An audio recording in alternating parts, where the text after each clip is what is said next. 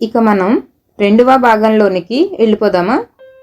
ఇంతలో ఖల్ ఖల్ మంటూ దగ్గు వినవచ్చింది.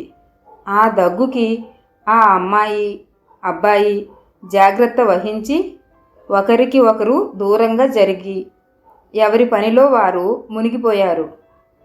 చుట్ట కాల్చుకుంటూ 80 ఏళ్ల ముసలి వచ్చాడక్కడికి.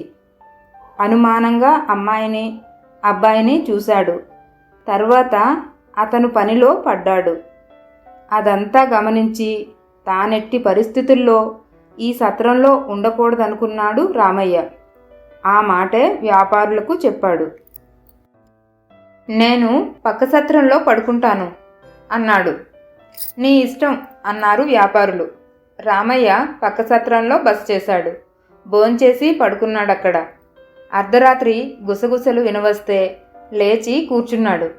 గుసగుసలు పక్క గదిలోంచి వినవస్తున్నాయి. ఎవరో ఏదో మాట్లాడుకుంటున్నారు. ఏం మాట్లాడుకుంటున్నారు వినాలనుకున్నాడు రామయ్య. గోడకి చెవిని ఆనించి ముందుకు నడుస్తూ వినసాగాడు. ఒక దగ్గరకు వచ్చేసరికి ఆ గోడకి రంధ్రం కనిపించింది. ఆ రంధ్రంలో నుంచి గుసగుసలు స్పష్టంగా వినరాసాగాయి. రంధ్రంలో కన్ను పెట్టి చూశాడు రామయ్య. వెలుగులో అవతలి సత్రం గదిలో జరుగుతున్నదంతా కనిపించిందతనికి. అబ్బాయి అమ్మాయి ముసలి మొగుణ్ణి కడతేర్చే ప్రయత్నంలో ఉన్నారు. ముఖం మీద దిండు పెట్టి గట్టిగా నొక్కేయ్, ఊపిరాడక ముసలోడు చచ్చిపోతాడు, పీడా పోతుంది చెప్పాడు అబ్బాయి. సరే అంది అమ్మాయి. మంచం మీద పడుకున్న ముసలాడి దగ్గర నడవసాగిందామె. ఆగు అన్నాడు అబ్బాయి.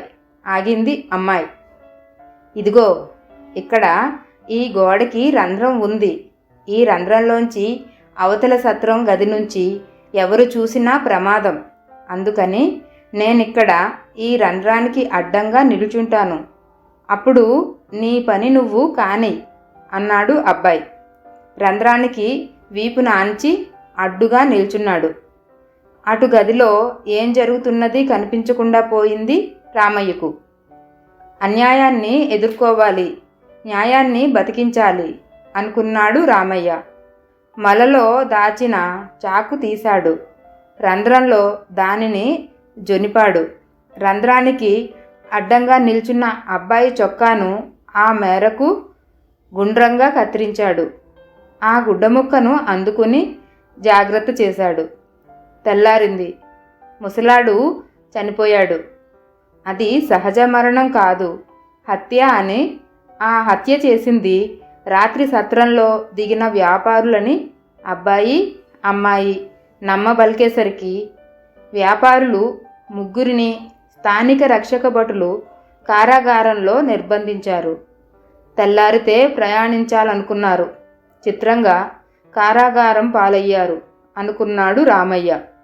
వెళ్ళి వ్యాపారులను పలకరించాడు. మాకు ఏ పాపమూ తెలీదు రామయ్య, కన్నీరు పెట్టుకున్నారు వ్యాపారులు. మీకే పాపమూ తెలియదన్న సంగతి నాకు తెలుసు. అందుకే వచ్చానిక్కడికి. మిమ్మల్ని విడిపించే పూచి నాది అన్నాడు రామయ్య.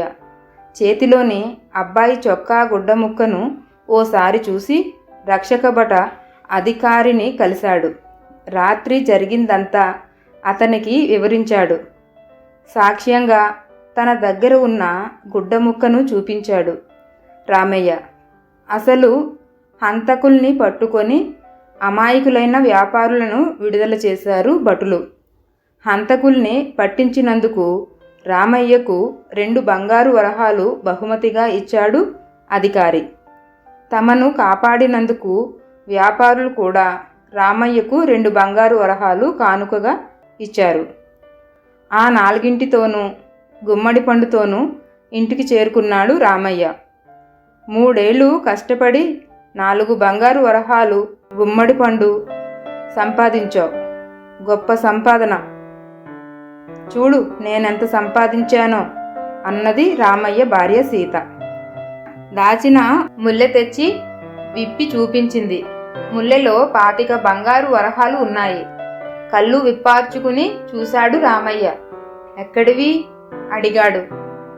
ఆ మూల మీద కొత్తగా ఇల్లు కట్టాడు చూడు జమీందారు. ఆ జమీందారు గుర్రం మీద వెళ్తూ మన ఇంటి ముందే ఈ ముల్లె పారేసుకున్నాడు. తీసి దాచేశాను గొప్పగా చెప్పింది సీత. కామాందు చెప్పిన మూడో సలహా గుర్తుకు వచ్చింది రామయ్యకు. నిజాయితీని మించిన మంచి గుణం లేదనుకున్నాడు. సీతతో అన్నాడిలా, మనది కాని డబ్బు మనకి వద్దు, పద తీసుకెళ్ళి ఇచ్చేద్దాం. అందుకు ముందు ఒప్పుకోలేదు సీత. తప్పుని ఎత్తి చూపి నచ్చ చెబితే ఆఖరికి ఒప్పుకుంది. ఇచ్చేద్దాం పదండి. భార్యతో సహా జమీందారు ఇంటికి చేరుకున్నారు రామయ్య. జమీందారును కలవాలంటే ఇంట్లో లేరన్నాడు కాపలాదారు. జమీందారు పారేసుకున్న ముల్లే ఇది, ఆయనకి అందజేయమని చెప్పాడు రామయ్య. ముల్లెను కాపలాదారుకి ఇచ్చి వెనుతిరిగాడు. వారం గడిచింది. ఒకరోజు దాహం అనిపిస్తే ఇంటికి వెళ్లే వరకు దానిని భరించడం కష్టం అనుకుని రామయ్య ఇంటి ముందు గుర్రం దిగాడు జమీందారు. దాహం అని చెప్పాడు. నీరిమ్మన్నాడు. నీరిచ్చాడు రామయ్య. మాటలో మాటగా ముల్లె సంగతి చెప్పాడతనికి. మీరు పోగొట్టుకున్న ముల్లె మీ ఇంటి కాపలాదారుకి ఇచ్చాను. ఆయన మీకు అందజేశాడా అడిగాడు. లేదన్నాడు జమీందారు. ఎప్పుడు ఇచ్చారని ఆరా తీశాడు. చెప్పాడు రామయ్య. భార్యతో సహా వచ్చి ఇచ్చానన్నాడు. అతని మాటల్లో నిజాయితీ ఉన్నదని గ్రహించాడు జమీందారు. తనతో పాటుగా ఇంటికి రమ్మన్నాడు. సీత సహా రామయ్య జమీందారు ఇంటికి చేరుకున్నాడు. కాపలాదారుని పిలిచి వారి ముందే ముల్లె విషయం అడిగాడు జమీందారు. ఇవ్వలేదంటూ బుకాయించబోయాడు కాపలాదారు. గద్దించేసరికి ఇచ్చారంటూ చెప్పి ముల్లెను జమీందారుకు అందించాడు. అయినా వాణ్ణి క్షమించకూడదనుకున్నాడు జమీందారు. కాపలాదారుని పనిలోంచి తొలగించాడు. అతని స్థానంలో రామయ్యను నియమించాడు.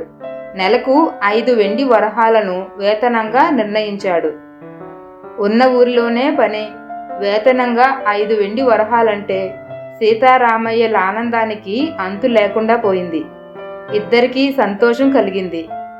అలాంటి వేళే గుమ్మెడి పండును పగలగొట్టమన్నాడు కామందు. పగలగొట్టాడు రామయ్య. పండును పగలగొట్టగానే గలగలమన్నాయి వరహాలు. లెక్కపెట్టి చూశాడు రామయ్య. 144 వెండి వరహాలు తాను పనిచేసిన 3 ఏళ్ల మొత్తం ఎదురుగా కనిపించేసరికి కళ్ళు చెమ్మగిల్లాయి రామయ్యకి. కామందు తనని అన్యాయం చేయలేదు, మంచి సలహాలే కాదు డబ్బు కూడా జాగ్రత్త చేసి ఇచ్చాడనుకున్నాడు. కళ్ళు మూసుకున్నాడు. కామందుని తలుచుకుంటూ చేతులు జోడించి నమస్కరించాడతనికి.